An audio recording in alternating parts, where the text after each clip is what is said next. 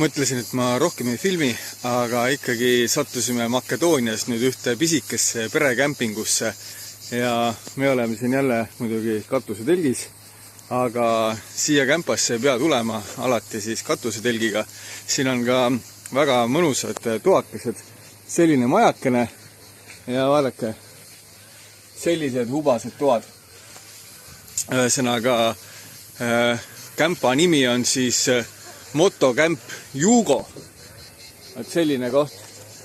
Ja perekämpa, kõik on olemas, WC-d, dušid, pergalod, kõik värk, palmipuud ja peavad seda siis üks sükke vanapaar ja see on sükke kihvt ja lahe ja sükke hubane koht ja praegu käib parajasti siis basseini ehitus, et need, kes tulevad siia Motokämp Jugosse, ütleme nädala aja pärast, need juba saavad ka väikses basseinis siis varbaid leotada.